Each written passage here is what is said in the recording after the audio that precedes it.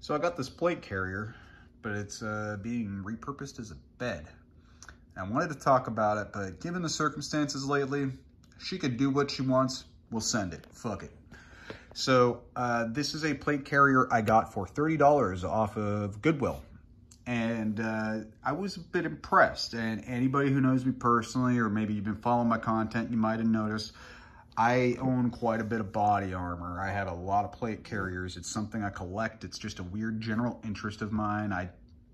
Just armor in general. Like, you know, I've been to armories in England. Fucking love walking around that shit. If that explains that. So, that kind of preface, I would not call myself expert level, but I do know quite a bit about the history, construction, a bit about general use in my own experience and others, but I would not attest anything other than recounted stories as far as combat with a plate carrier, because that is something I personally have not experienced. So given that, let's get to it.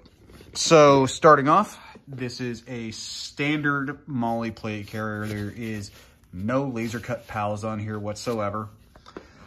The padding on the inside really impressed me. So all it is just regular old hex padding underneath, layered properly with mil-spec mesh over the top.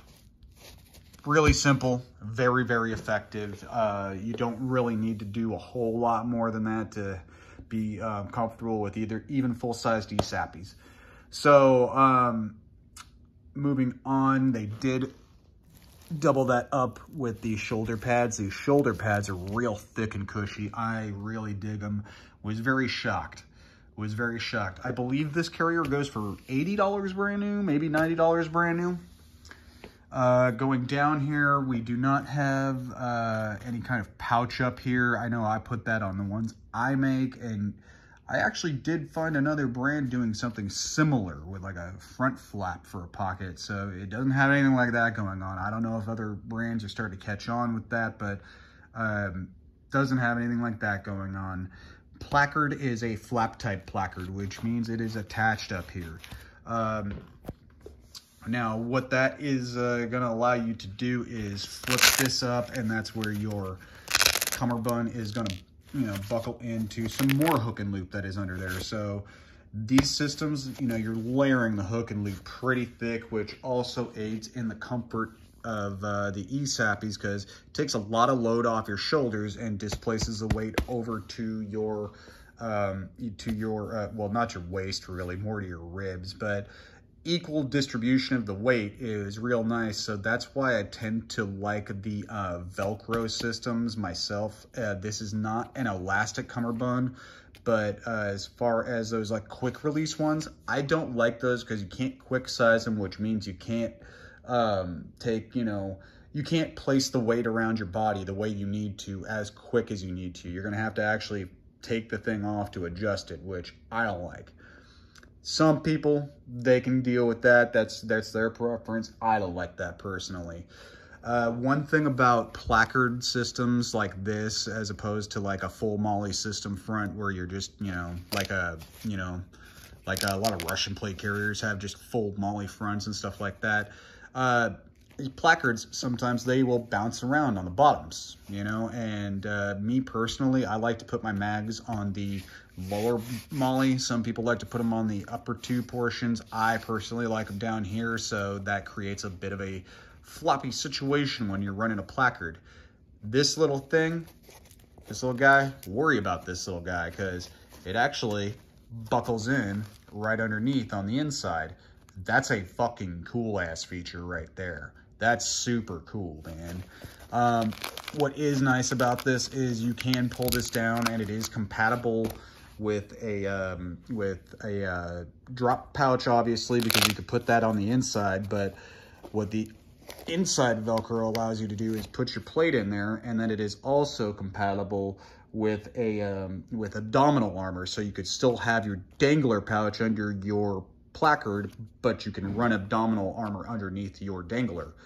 That's a pretty neat feature you really don't see a whole lot. Moving down, you have, like I said, non-elastic cummerbund. but you do have pouches for your side armor. These are not radio pouches. They're actually sized for 6x8 plates. Pretty fucking cool. You don't see that on budget plate carriers too much, and you don't even see that on a lot of more expensive plate carriers. Like, off the top of my head, for example, an LBT, LBX, London Bridge Trading plate carrier is going to go for somewhere between $250 and $300. Those do actually get used on deployments, and they ain't got that. That's pretty sweet, bro. See, anything else I could really mention about it, because the back, it's just Molly, nothing exciting going on there. You do have, well, underneath here, you do have just Velcro, but they're, you can size this up, which is really nice with your cinches. And of course, you do have your drag handle back here. You got some hook and loop up here for your admin pouches, or obviously morale patches. Did I say admin patches, admin pouches? Because there are some Velcro ones that you could just rip off and, you know, open up your map bag or whatever. You know, some people like those, whatever, you know, I think they're cool. So that's why I mentioned that. But anything else I should mention? Oh, of course, you got your loops for your water and communications, you know, wire management and stuff like that. Pretty neat, man.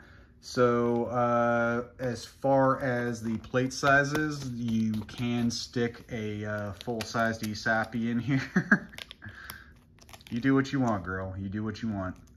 You can stick a full-sized ESAPI in here, but if you're running, you know, just some standard civilian 10x12s, it fits fine. It fits fine because of all that padding and you have this, you know, hook and loop cover bond. You can size it how you need it. No problemo. Anything else I could speak to as far as this thing? I don't think so, but I just wanted to share my overall opinion on this thing because I haven't run it in any competitions or training or anything like that yet. And quite obviously, I'm not taking it to fucking combat today. So, you know, that's just my initial thoughts on trying it on, slipping some plates in, and just kind of looking over its general construction because, you know, these days China stitching is actually pretty fucking good. You know, there's really, you know, just going through the thing, you could see the cat hair that's mounting up, thank you. But what's really nice is, you know, you're not seeing a lot of fraying. You know, this is just like pretty normal shit.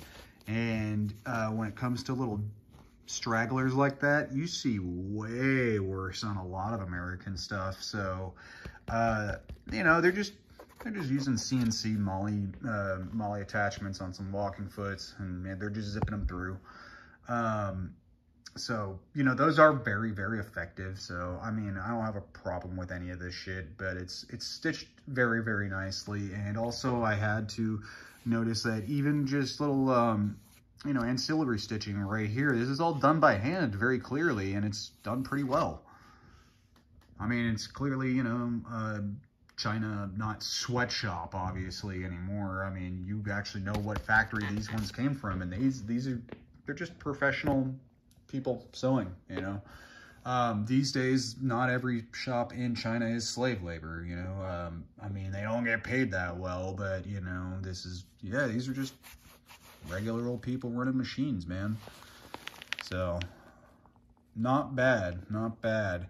I just thought it was kind of interesting to, you know, share some thoughts about a very Chinese plate carrier that is not for combat purposes. But, you know, fact is, if you stack this up next to one that has been to combat, like, you know, let's just say like plate carriers from the 90s, this thing, way better, way better. You're getting a lot more out of this thing. Plate carrier from the early 2000s, this thing, way more features. As far as the material itself, you are getting some 500D Cordura, so that's not 1000D. Mil-spec plate carriers are using 1000D. trying to think. And other than that, I mean, so, you know, you're getting a little bit more out of this one feature-wise, but maybe it's not as combat robust as something from the early 2000s, because those are those Eagle ones are real good, man. That's some good shit. So, just kind of just off the cuff, you know, thoughts about this thing. You know, I think it's a viable plate carrier, and I definitely will be running it pretty heavy just to see if I can make it fall apart, really. Because, yeah, just initial thoughts. I think the construction's really good. I think it's definitely better than any of the vintage shit I own. As far as stacking up against anything modern, everything modern is going the way of quick release. And like I said, I'm not the hugest fan of it. I do have some quick release stuff, but this is more my preference. So, especially for training. So, anything else I could say? Nope. Have fun. Be safe. Do stupid.